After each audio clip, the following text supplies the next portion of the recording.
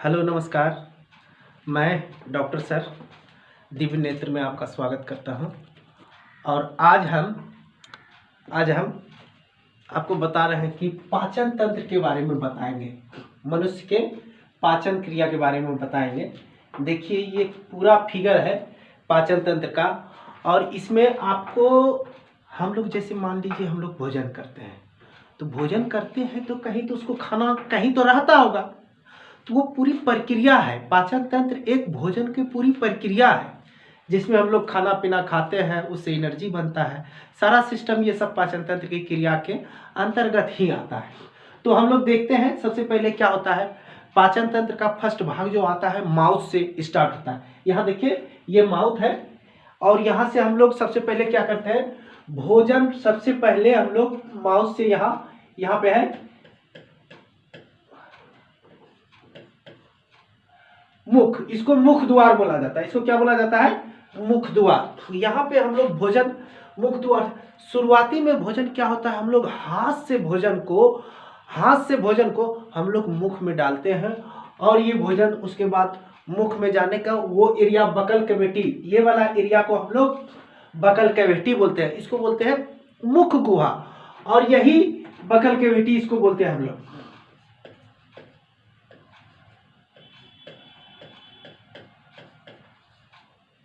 इसको buccal cavity बोलते हैं और इसको मुख गुहा बोलते हैं। यही मुख गुहा में क्या होता है, जैसे भोजन हम लोग भोजन किए और ये भोजन मुख गुहा में जाएगा, तो वहाँ भोजन हमारे अंदर दांत भी होते हैं, और दांत के द्वारा क्या होता है, भोजन चबाया जाता है।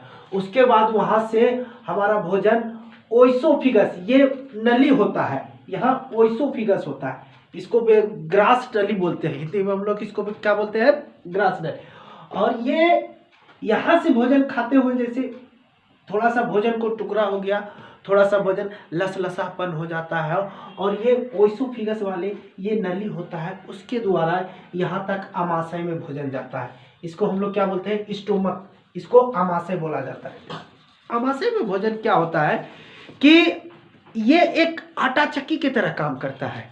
भोजन वहाँ जाएगा और बढ़िया से पिसाएगा, उसके बाद वहाँ से आगे जाएगा भोजन, वहाँ से फिर से भोजन जाएगा छोटी आंत में, उसके बाद जाएगा बड़ी आंत में।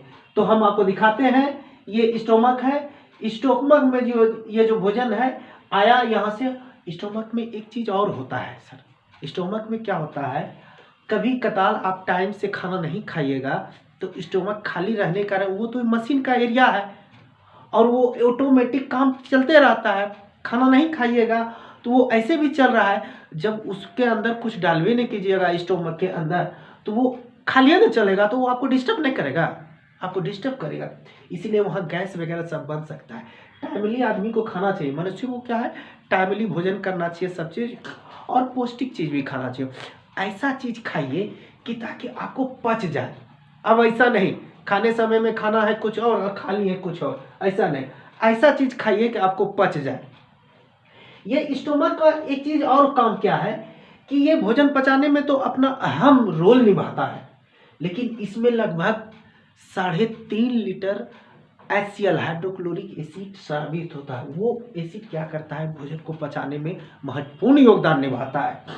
और ये अरे किसी कारणवश आपको क्या होगा कि भोजन कर रहे हैं और टाइमली भोजन नहीं किए तो ये खाली हो जाएगा, और खाली होने से क्या होगा, आपको गैस भी हो सकता है। भोजन नहीं किया है, काम कर रहा है अंग, तो गैस बन जाएगा तो आपको दिक्कत है। इसलिए टाइमली भोजन करना चाहिए।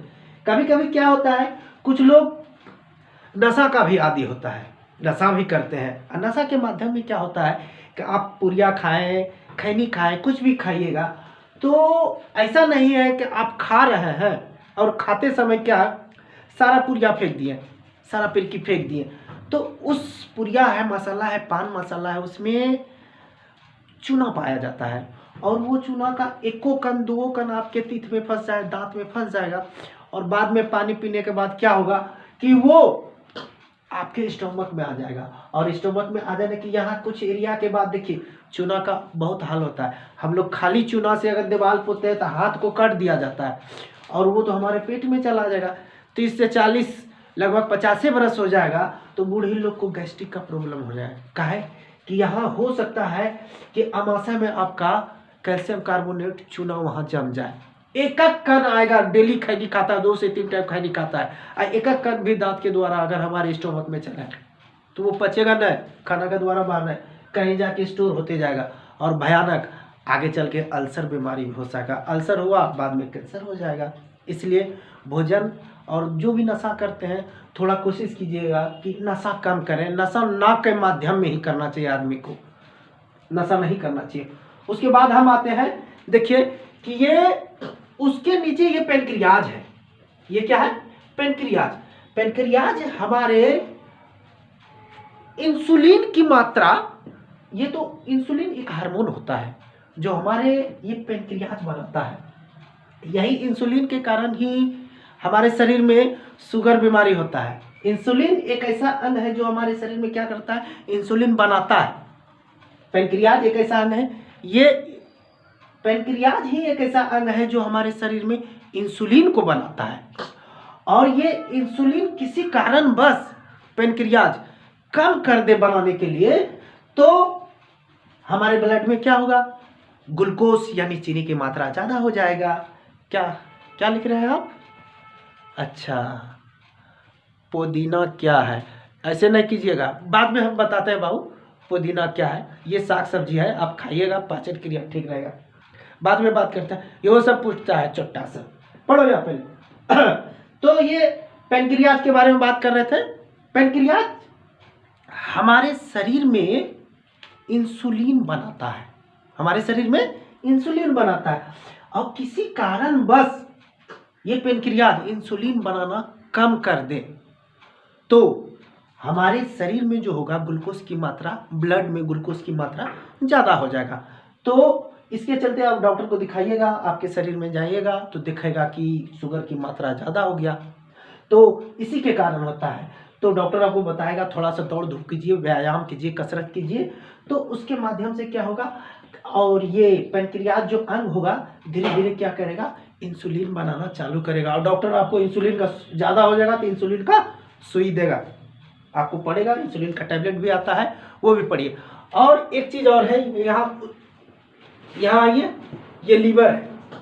लीवर पाचन क्रिया में ये एक ऐसा हार्मोन रिलीज करता है जिसमें भोजन को पचाने में बहुत महत्वपूर्ण योगदान देता है। और उसके नीचे देखिए, इसी को सबसे बड़ा ग्रंथि बोला जाता है। लीवर को लाल ग्रंथि और बड़ा ग्रंथि भी बोला जाता है। और उसके नीचे आइए, ये गॉल ब्लैडर है। इसको हिंदी में पीत की थैली कहा जाता है। इसको हिंदी में गॉल ब्लैडर को, यहाँ देखिए इसके नीचे होता है, ये इस तरह से होता है, इसको गॉल ब्लैडर, इसको पीत की थैली बोला जाता है। इसमें भी पीत जमा होता है, लिक्विड। और ये भी पीत क्या करता है? हमारे भोजन क्रिया, पाचन क्रिया को पचाने में ही सहायक होता है। और इसमें किसी कारण बस क्या होता है, गॉल ब्लैडर में वो जो हमारा पीत होता है वो सूख जाता है। और सूख जाने से क्या होता है? वो पत्थर के आकार ले लेता है। तो आपको ये देखिए, गॉल ब्लैडर में क्या होगा? बोलेगा पथरी हो गया, गॉल ब्लैडर में क्या हो गया? स्टोन हो गया।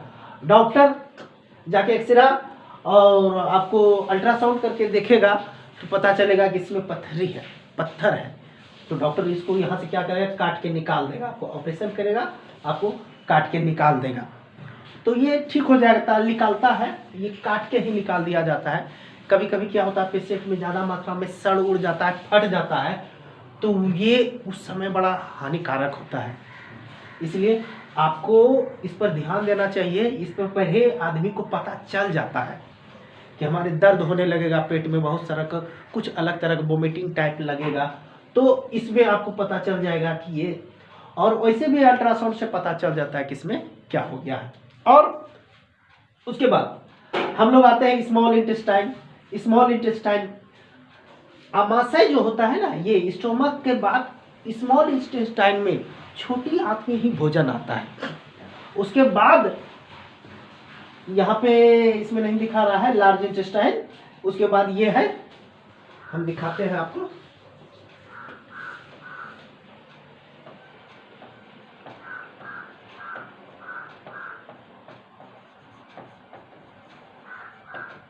ये बड़ी आंत है, ये स्मॉल इंटेस्टाइन, ये बीच वाला कोई स्मॉल इंटेस्टाइन बोलता है।